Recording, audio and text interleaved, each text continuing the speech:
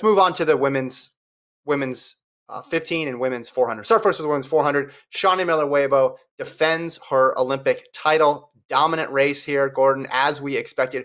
48.36, just 1/100th off her personal best from Doha. Paulino of Dominican Republic sets another PB, another national record, 49.2 for second. And then in third, from lane number 9, Allyson Felix, 49.46. That's the second best time of her career.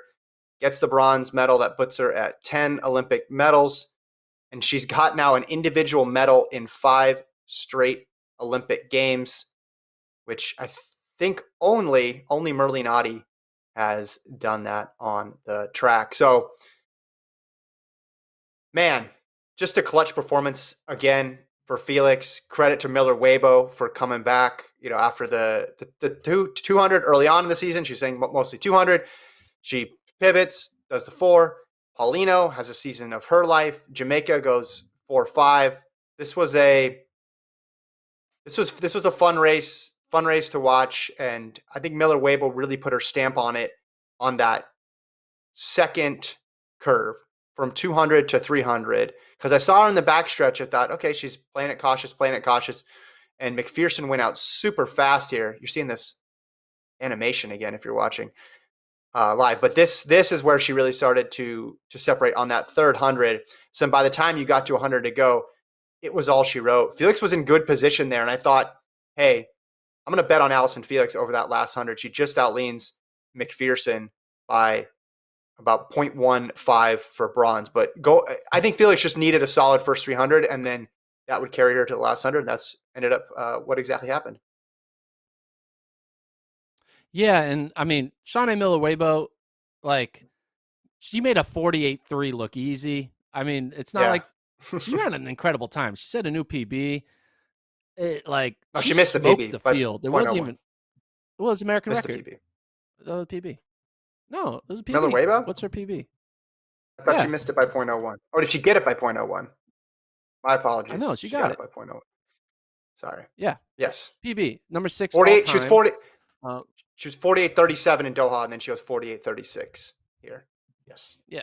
So new PB makes it look, I felt like, easy, and I kind of think it's going to get overlooked, right? Because obviously you have the Allyson Felix story, but Shaunae Miller-Uibo, legit, back-to-back 400 individual gold. It's hard to do. Not many people do that. It's showing that she truly is dominating this event, and I was utterly impressed. I thought that what she was doing with this 200 felt weird. I was like, why you even bother doing it if you're just going to jog the final? Made no sense. Then she kind of shook her head after the semifinal, and I was like, something up?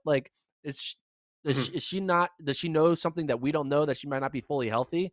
So, but then it all went out the window. That everything was fine the whole time. She was just waiting to run a 48.3 in the final. Very impressive. Well, if you go back to her first round of the 400, if you just kind of ignore the 200 part, which I know is hard to do, especially when you're racing against such good competition. But if you go back to the first round of the 400, she looked ridiculously easy jogging a 50. And that's when I knew, okay, 48 is definitely in play. I didn't know she'd go this fast, because that Doha race almost seemed like a one-off with her and Nasser. And Nasser went crazy and runs 48.1. And I remember being there after that race, and she just kind of has to shrug her shoulders, like, what more can I do? Because at that point, she had won in 16, but 17, she had that issue the last 50 meters, kind of tied up and stumbled, and then gets past. And then she gets beaten by Nasser, even though she runs this massive PB. Man, she had some interesting breaks here, but then just rights the ship entirely this year and goes 48.36. Spectacular for her. Paulino, just a breakout performance. And then obviously Felix now, again, gets it done for the fifth Olympics. I'm not going to say a bronze is more impressive than a gold. So if you're just looking at her individual Olympic performances and you stack those up, I would almost put this number 2, though, behind that gold, when you take into account the competition, but also, what she's gone through the last couple of years. And no one's run, like a 35-year-old woman has never run as fast as she's she's run. And this is now, if you go back to 2004, this is now 17 years of her being relevant in track and field. And as I mentioned before, 5 Olympics where she's getting medals. Just this was, people will tune in who have not paid attention to track and they'll be like, oh, Allyson Felix, she's back again. That makes sense. But this was not supposed to happen, right? Not even like the medal was an outside shot even after the trials because she got beat at the trials. And then if you go back 6 months before that, before she even had the outdoor season, there was questions about whether she'd even make the team. And those were all legitimate questions based on how good the event is and how she was running.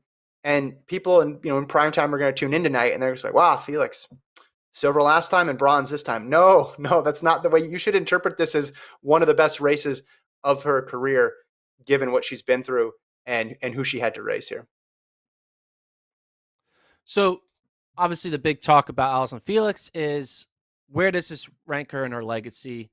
I'm not sure if she's still going and she plans on running in 2022, but has she said that she's retiring yet? I don't know. I feel like she wouldn't. She said it's her last anymore, right? Olympics. She said it's her last Olympics. Okay, so she's. It would not surprise me if this is it. So she'll at least go through 2022 then, because it's at home, whatever. Regardless, I don't know. Where do you